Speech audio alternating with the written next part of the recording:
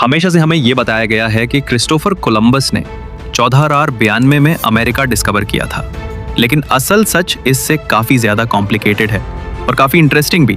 Columbus के आने से कई हजार साल पहले लोग अमेरिका में आ चुके थे, रहते थे और अपने कल्चर और सिविलाइजेशंस बना चुके थे। इस वीडियो में हम एक्सप्लोर करेंगे कि एक्चुअल डिस्कवरी कब और किसके थ्रू हुई। एक ऐसी कहानी जो यूरोप से नहीं बल्कि एशिया से शुरू होती है। सबसे पहले अगर हम बात कर रहे हैं उन लोगों की जो सबसे पहले अमेरिका आए, तो वो थे इंडिजिनस लोग, यानी जो नेटिव अमेरिकन्स के एंसेस्टर्स थे। साइंटिस्ट्स का मानना है कि ये लोग 20,000 साल पहले एशिया से आए थे, बेरिंग लैंड ब्रिज के थ्रू।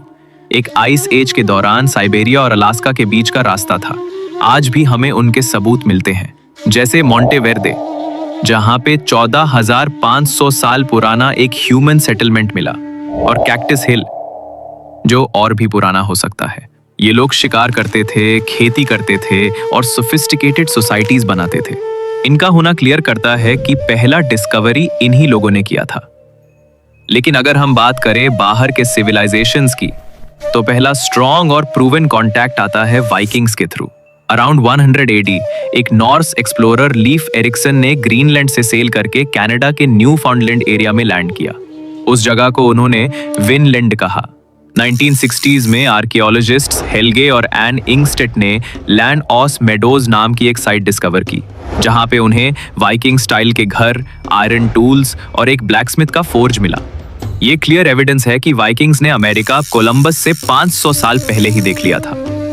अब हम चलते हैं पैसिफिक ओशन की तरफ, जहां से एक और इंटरेस्टिंग थियोरी निकालती है पॉलिनीशियंस की। ये लोग वर्ल्ड के ग्रेटेस्ट नेविगेटर्स माने जाते हैं, जिन्होंने हवाई, न्यूजीलैंड और ईस्टर आइलैंड तक ट्रैवल किया बिना कंपास के, सिर्फ स्टार्स और ओशन वेव्स की हेल्प से। कुछ रिसर्चर्स का मानना है कि पॉलिनीशियंस ने साउथ अमेरिका का वेस्ट कोस्ट भी रीच किया था, शायद अराउंड 1200 AD। इस थियोरी का सबसे बड़ा प्रूफ है स्वीट पोटैटो, जो साउथ अमेरिका का नेटिव क्रॉप है, लेकिन पॉलिनेशिया में कोलंबस के आने से पहले मिलता है। एक 2020 स्टडी ने पॉलिनेशियंस और साउथ अमेरिकन इंडिजिनस लोगों के बीच जेनेटिक मिक्सिंग के सबूत भी दिए हैं। अब तक कोई आर्कियोलॉजिकल साइट अमेरिका में डायरेक्टली नहीं मिली है, लेकिन जेनेटिक और बोटानिकल एविडेंस सजेस्ट करता है कि कांटेक्ट हुआ था। अब बात करते हैं एक कंट्रोवर्शियल थियोरी की, वेस्ट अफ्रीकन कांटेक्ट की, स्पेशली माली एम्पायर के थ्रू। हिस्टोरियन अल उमारी के अकॉर्डिंग 1311 के आसपास माली के एम्परर मंसा अबू बाकरी सेकंड ने अपना थ्रोन छोड़कर अटलांटिक के पार सेल करने का डिसीजन लिया था, 200 शिप्स के साथ, ये जानने के लिए कि ओशन के उस पार क्या है। कुछ हिस्टोरियंस और ऑथर्स जैसे आइवन वन सर्टिमा ने अपनी बुक दे केम बिफोर कोलंबस में क्लेम किया कि अफ्रीकन्स ने अमेरिका कोलंबस से पहले रीच किया। कोलंबस ने भी अपने जर्नल में लिखा कि इंडिजिनस लोगों ने उन्हें ब्लैक स्किन लोगों के बारे में बताया जो पहले आए थे। उन्होंने जो स्पीयर्स देखे उनमें एक ऐसे मेटल का यूज था जो वेस्ट अफ्रीका में यूज होता था। लेकिन इस थियोरी का बिगेस्ट इशू है lack of solid archaeological evidence. ना तो कोई अफ्रीकन स्टाइल टूल्स मिले हैं, ना बिल्डिंग्स, ना आर्ट। इसलिए ये थियोरी अभी तक स्पेकुलेटिव है और मेन स्ट्रीम हिस्टोरियंस इसे एक्सेप्ट नहीं करते, लेकिन इस पर रिसर्च अभी भी चल रही है। और फाइनली आते हैं क्रिस्टोफर कोलंबस पे, जिसे टेक्स्ट बुक हीरो बना के प्रेजेंट किया गया।